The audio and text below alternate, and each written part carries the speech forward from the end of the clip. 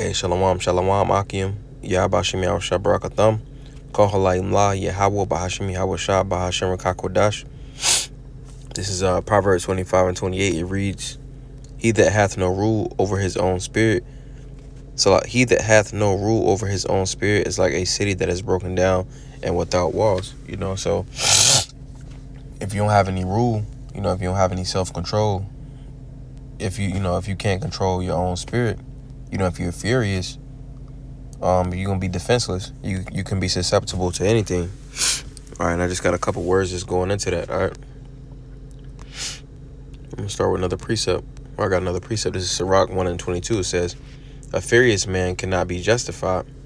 So if you just letting your emotions control you, you're not gonna be justified. Because it's not showing to any temperance and any self-control. It says, "For the sway of his fury shall be his destruction." So you allowing you're allowing your emotions to have control over you. You being susceptible, you putting yourself subject to that. It's almost like serving your emotions. You're allowing your emotions to lead you, and that's gonna be your downfall. It can be someone's downfall. All right. That's not showing that something that we learn in the world. Somebody make you feel a certain kind of way, rather than talk about it, you just react.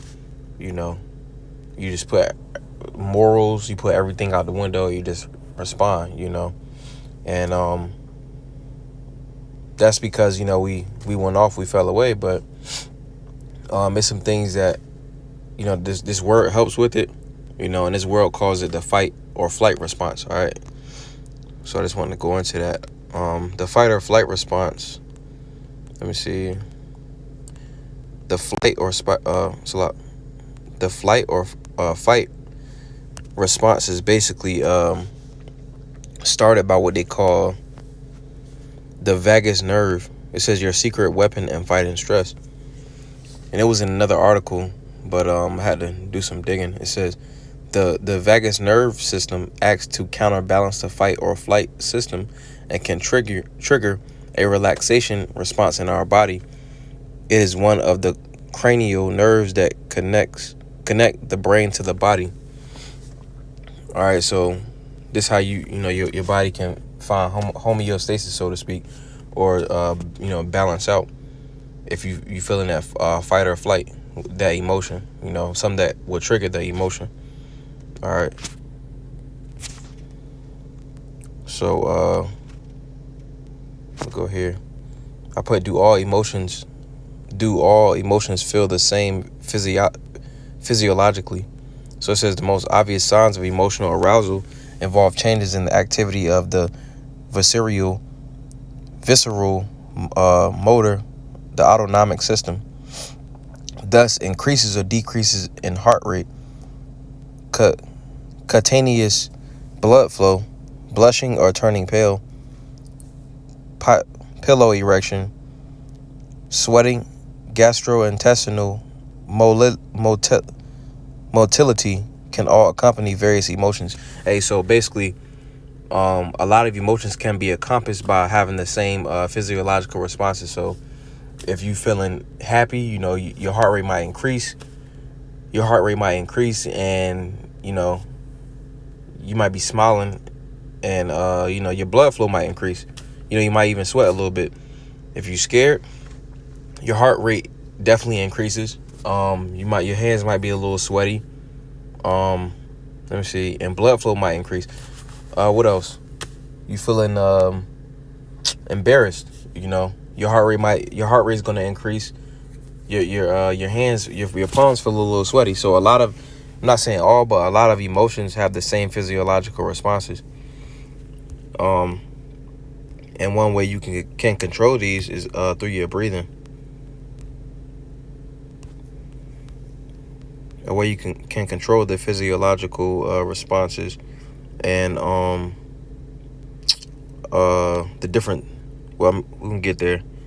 The way you can control your emotions, which in turn helps you have self-control over your spirit, is through your breathing. All right, so this is it says relaxation response, going back to the the vagus, the one article, the vagus response, or it says relaxation response. Controlled breathing can cause physiological changes that include lower blood pressure and heart rate, reduced levels of stress hormones in the blood, reduce lactic acid buildup in muscle tissue. So that goes hand in hand with the fight or flight response too. Because if you got lactic acid build up in the muscles, that make your muscles get tense. That's when your body is responding, and is deciding whether to fight or flight. And I looked up another article. All right, here says deep breathing called diaphragmatic breathing is a practice that enables more air to flow in your body and can help calm your nerves, reducing stress and anxiety. It can also help you improve your attention span and lower pain levels. All right, and by doing this, it can allow you to make better decision making versus acting out of your emotion, and or just freezing up,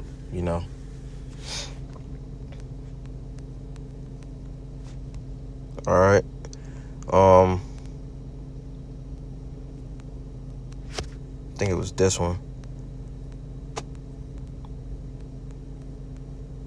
So this is just a little breathing exercise. It says most people tend to take quick, shallow breaths or hyperventilate when they are feeling anxious or distressed, unless you are in a really dangerous situation.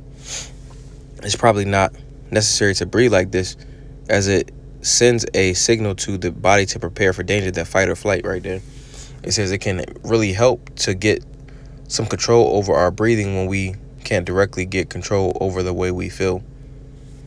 All right, and then if you can control your breathing, it'll bring everything down to back balance, and you're able to focus on what you need to focus on. Cause I looked at another article that said when you breathing and you back to homeostasis, you can make more calculated decisions and think somewhat normally, or more normal than what you would in a dangerous, distressed, anxious situation. It says, take a normal breath in through your nose with your mouth closed. Breathe out slowly through your nose or your mouth, and very slowly say out loud or in your head a word like calm or relax. Count to 4 and then take another breath. Practice this a few times a day, taking 15 to 20 breaths like this. And it says a word like calm or relax. All right. And it says to say a word, because words carry, words are powerful. They carry certain vibrations with them. All right. And I also want to go to this. Well, I get that after this scripture. This is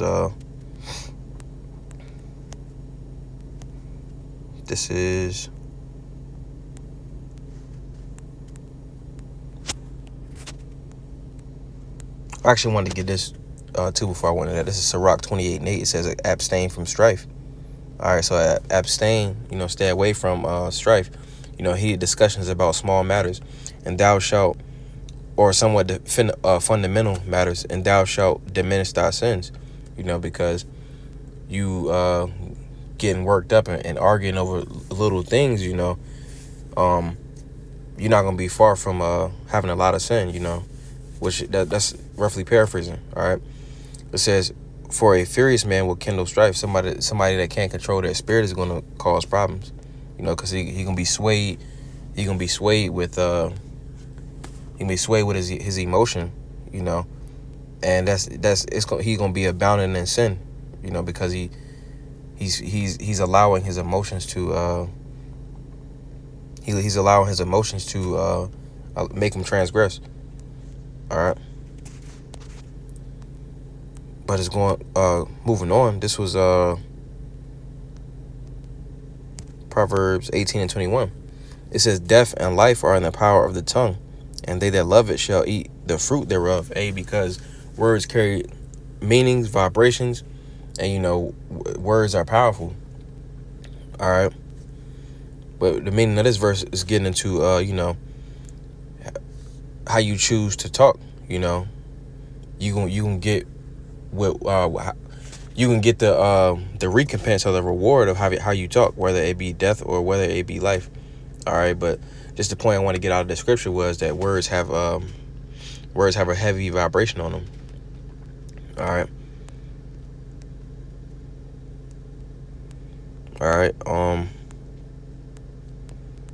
Something else.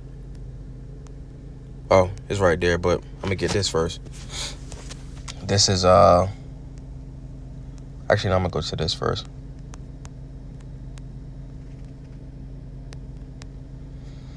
This is Sirach 3 and 24. It says, "For many are deceived by their own vain opinion, and an evil suspicion hath overthrown their judgment." All right, and that's the point that I want to get out of here, was that you can be overthrown by both by what you're thinking and the words that you're using in your mind. All right, because you might feel overwhelmed, or you might be scared, and then different words can pop up in your mind. All right, and that's why I wanted to get to this right here. It says relabel your negative thoughts. It says relabel your negative emotions to better handle pressure. All right. When you're under a lot of pressure, you're likely to feel a lot of things, and most of them are probably negative. All right, relabel those negative feelings to switch your mindset and feel more confident in taking your situation head on. Okay. It says, "For many are deceived by their own vain opinion." All right, and they're deceived by their own vain opinion. In some situations, in a lot of situations, you could be deceived by your own vain opinion. Because how you're thinking about it. All right, you gotta retrain your brain. Be brainwashed, so to speak. Oh no, be brainwashed. By the washing of the water, by washing the water by the word. You gotta think about the scriptures. When you have those negative thoughts, going back to that breathing technique, and it said relax and calm. Think about the words relax and calm. If you got a negative thought, put it onto the scripture which you actually supposed to be thinking. All right. But this is an example. It says, all right. So it says, no matter the situation that's giving you pressure, the first thing is to identify how you're feeling. Take a deep breath and really think about what's going on around you. How do you feel now? Jeffrey James at Inc. Suggests adjusting your perspective on your emotions you're feeling. Go through the list of emotions that you identify and assign them labels that are positive rather than negative. For example,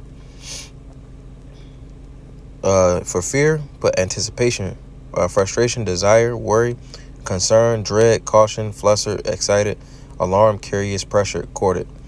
It says you're not changing how you feel, but you're changing what your emotion means. Instead of being afraid of your presentation, you're anticipating it. Instead of being frustrated with your work, you desire doing a good job. This adjustment switches your brain from panicky fight or flight instinct to being aware and in control. All right. Salak, give me a second. So there's a couple words that I wrote down. For relabeling, emotions, it says, for the words fear, doubt, or worry. So say like Jacob's trouble. All right. Instead of saying you're fearful about Jacob's trouble or you're worrying about it, say you're confident, through the spirit and power of Yahweh Shem Yahushua, that you'll be able to endure to the end. All right. If you're confused or confounded about a certain topic, through the spirit, you believe that the Lord will allow you to tighten up on that particular topic. All right. And just, scared. If you feel scared, say you feel zealous about whatever it is, and you believe that through the Lord, you'll be able to get through it. All right.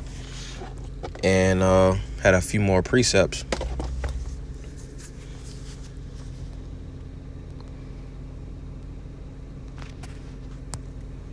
This is Jeremiah 17:9. It's important to, try to the relabeling thing because it can be helpful. It says the heart is deceitful above all things and desperately wicked. Who can know it? Your mind can play tricks on you. Going back to Sirach chapter 3 and verse 24, it said many are deceived by their own vain opinion. So by redirecting your thoughts on what it should be, it can help you in your day-to-day.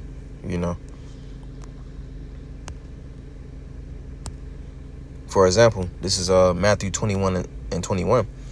It says, Yahushua answered and said unto them, Verily I say unto you, if ye have faith and doubt not, ye shall not only do this which is done to the fig tree, but also if ye shall say unto this mountain, Be thou removed and be thou cast into the sea, it shall be done.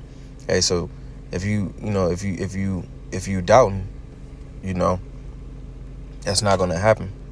All right. But if you have faith, if you have belief that through the Spirit of the Lord, Yahweh that you're able to do something, you'll do it. It says, let me see. It says, so I'm going to read it again. It says, if ye have faith and doubt not, ye shall not only do this which is done to the fig tree, but also if ye shall say unto this mountain, Be thou removed and be cast into the sea, it shall be done. Hey, so if you believe that you can do it through the Spirit of the Lord, it's going to be done. All right. And, this comes from the scriptures. But if you having them negative spirits, you got to combat that with, relabeling what it needs to be. All right. Abarat is out that was edifying. Call her light and law. Yahweh Bahashim Yahweh Shah Bahashim Kakadash. Shalom.